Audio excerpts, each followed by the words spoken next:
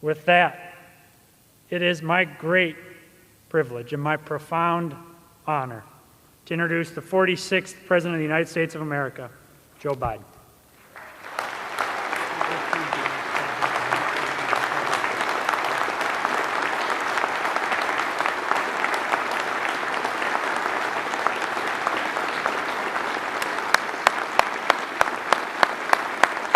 Thank you.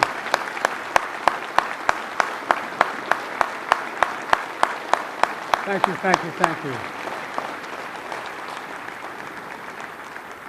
It's a great honor to be standing here again. Over 160 years ago, during what would become his final days in office, President Abraham Lincoln addressed this nation, and he said, "Let us strive on to finish the work we're in, to bind up the nation's wounds, to care for him who shall have borne the battle." My fellow Americans, First Lady, Vice President Harris, and Second Gentleman, Secretary Blinken, Austin, McDonough, Mayorkas, Chairman Brown, most importantly, our veterans, service members, and their families. I've said it many times before. I got in trouble for saying it when I was a young senator. I said, we have many obligations, but only one truly sacred obligation. Sacred. To prepare those we send into harm's way and to care for them and their families when they return home and when they don't. It's an obligation, not based on party or politics, but on a promise that unites us all. And today, as we strive on to finish the work of our moment, to bind the nation's wounds once again, we commit and recommit to this sacred vow. This is the last time I will stand here at Arlington as Commander-in-Chief. It's been the greatest honor of my life to lead you, to serve you, to care for you, to defend you, just as you defended us, generation after generation after generation. You are the greatest fighting force, and this is not hyperbole, the finest fighting force in the history of the world. I'll never forget standing at Valley Forge, our nation's first soldiers laid down their lives to deliver a nation where everyone is entitled to inalienable rights, life, liberty, pursuit of happiness. And I'll never forget walking the hills of Gettysburg, where thousands more shed their blood to make those words real. I'll never forget in Belleau Woods, visiting there to pay tribute to the heroes who stepped on that beach, or standing in the cliffs of Normandy 80 years after D-Day to honor the service members and veterans who literally saved the world with absolute heroism. Just standing there, you wonder how in God's name did they have the courage to do what they did. I'll never forget visiting bases in Korea, where America's sons and daughters answers a call to defend the people they had never met. Or paying my respects in Hanoi, where so many of our troops defended democracy, including my friend and once worked for me, Senator John McCain. I'll never forget my trips to Afghanistan and Iraq, where tour after tour, young men and women served and sacrificed to keep our nation safe. 4 presidents faced a decision after we had gotten bin Laden whether to end our longest war in history in Afghanistan. I was determined not to leave it to the 5th.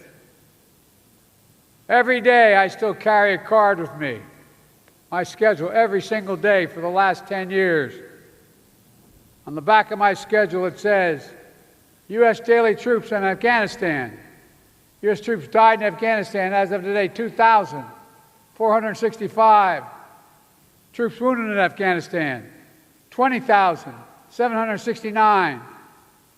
U.S. troops, Iraq, died in Iraq, 4,620. Wounded in Iraq, 32,766. Ladies and gentlemen, this is my duty as president, but also as a parent. Like many of you, our son Bo Biden deployed in Iraq for a year with the Delaware National Guard. I still remember the day he asked me to pin his bars on him. He stood ramrod straight. How proud Jill and I and our entire family felt. Like so many of you, we also remember how hard it was when he was deployed. Empty seats at the dinner table, missed holidays and birthdays, prayers of hope and worry, repeated every morning and every night.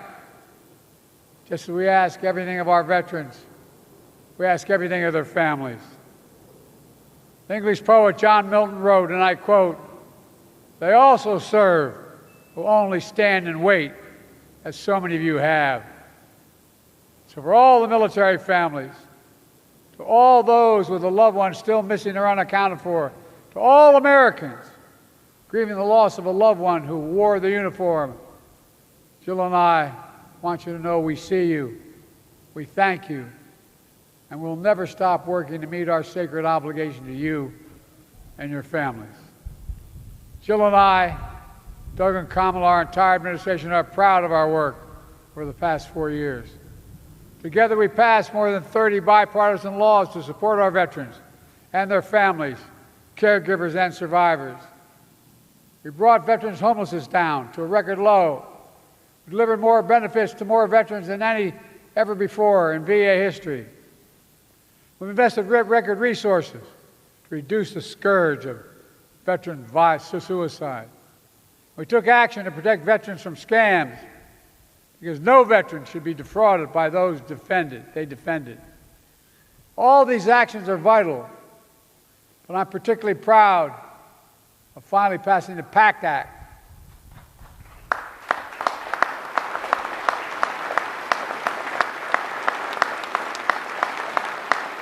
This is the most significant law in our history, our nation's history, to help millions of veterans who are exposed to toxins like Agent Orange and burn pits during their military service.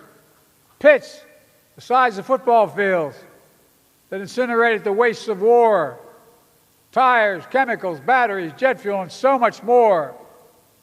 Pits that left too many veterans with headaches, numbness, dizziness, asthma, and cancer. The PACT Act has already helped over 1 million veterans and their families get the benefits they deserve. They deserve those benefits.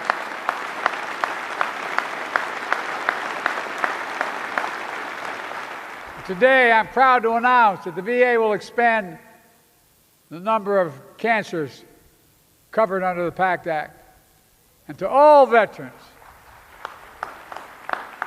who served at K2 Air Base in Uzbekistan, constantly surrounded by toxins, we want to honor you. We want to have your back, just like we did in Agent Orange, just like we're working the rule to make sure you don't have to prove your illness as a consequence of your service, which is often too hard to do.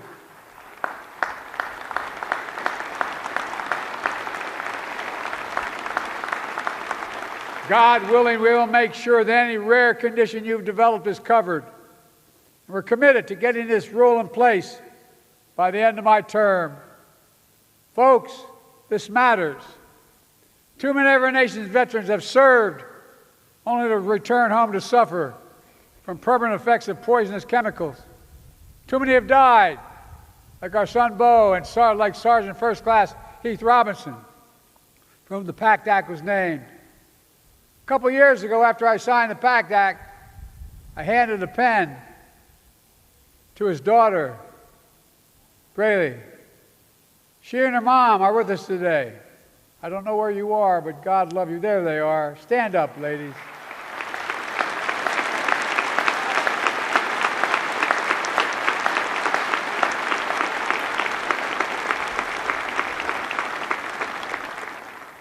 Give me a word, I mean this. I'll never forget, after I handed the signing pen, that beautiful young lady who lost her whole world, she held the pen in her hand, and she looked at me and she said, "Thank you.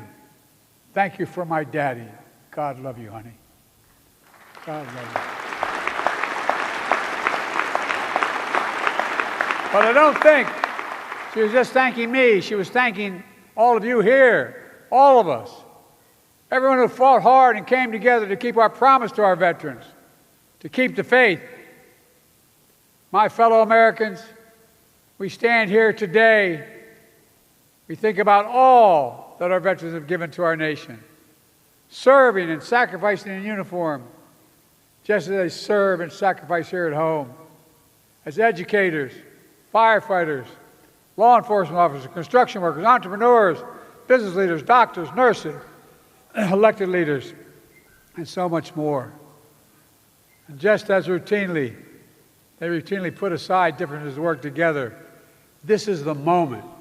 This is the moment to come together as a nation, to keep faith in each other. The world is dependent on each of you and all of us, all of you, to keep honoring the women and the men and the families who have borne the battle, to keep protecting everything they fought for, to keep striving to heal our nation's wounds, to keep perfecting our union. We're the only nation in the world built on an idea. Every other nation is based on things like geography, ethnicity, religion. But we're the only nation, the only in the world, built on an idea. And that idea is we're all created equal, deserve to be created equal throughout our lives. We haven't lived up to it every time, but we've never walked away from it. Even when it's hard, especially when it's hard. And today, standing together to honor those Americans who have dared all, risked all, and given all to our nation, we must say clearly, we never will give up. God bless our veterans and their families.